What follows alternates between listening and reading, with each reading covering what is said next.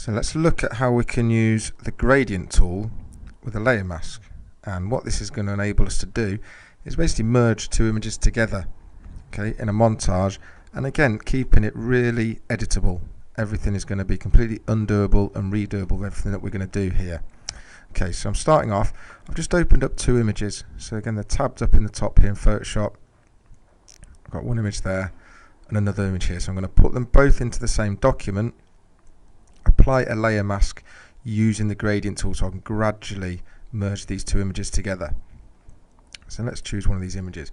So again, by default, when I open up just a normal JPEG, it's locked as a background, so it's just double click and click OK there. So I've got this as a layer. So what I want to do now is just look at the size of this image and change the canvas size, because basically I want to fit another image next to it and merge them together. So let's go to image. First of all, let's go to image size.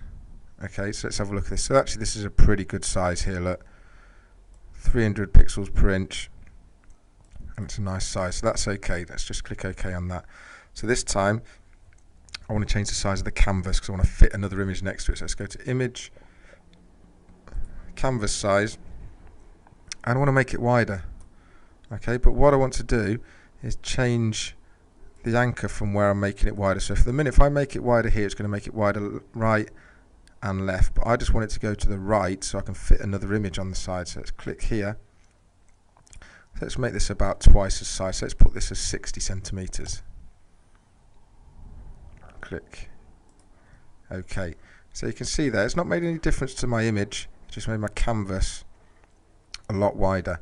If I go to my normal move tool, again I've got my layer, I can move around and position in there. Okay, so let's go to my other image that I want to merge. Let's click on this one. So I'm just going to select all of this. So again, a way of doing that, select all or Control and A, which I'll do the shortcut Control and A, edit, copy, in the new one, edit, paste. I'm going to click OK there just to paste it in. So I've got the two images next to each other, side by side. Now, what I'm going to be doing is hiding part of this image on top. Okay, so I want to have a bit of an overlap here, so this is going to gradually hide into showing this layer here. Okay, or again I can move it around. Let's change the stacking order actually. Let's do it on this layer here. So I'm basically gradually hide a part of this layer to reveal this layer behind. And again, this using this gradient tool that I'm going to do. So again, just looking at my layers, make sure I've got my stacking order correct. I'm happy with that.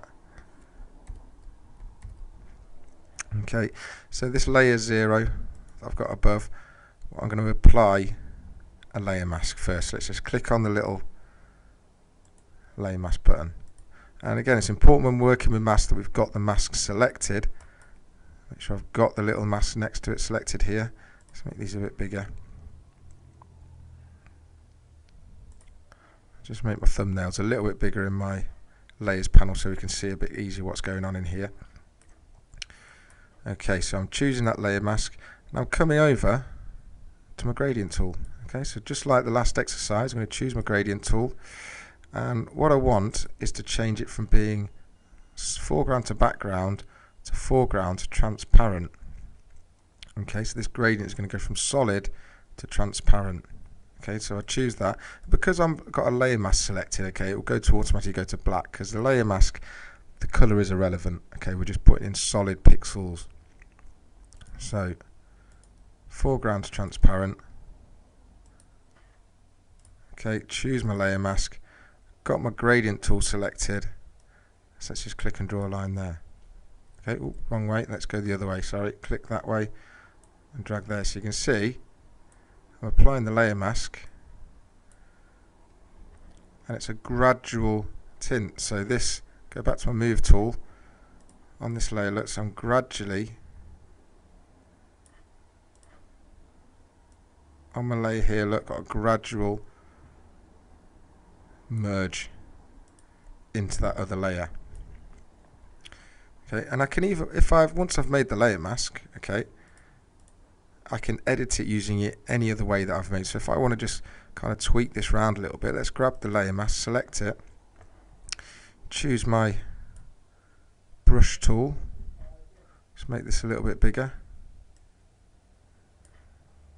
Okay, so you can see now I can actually paint in the layer mask manually as well if I want this clock face to be more visible. Okay, so I started with the gradient tool, but I'm actually tweaking it round with the other tools. As long as I've got the mask selected, I'm just really editing the solid pixels on that mask to show and hide what I want. So again, this is a really good way of just merging images together in a non-destructive manner, because all this can be undone. Look, right click, disable my layer mask, I've still got all those pixels. Enable. I can even just select the layer mask, do Control and A, press backspace, it deletes it there, back to where I started. Select the layer mask again, go back into my gradient tool and start it again. Okay, do it at different angles and all sorts. Okay, so the layer masks do become really powerful when you start to understand all the different ways that you can actually use them.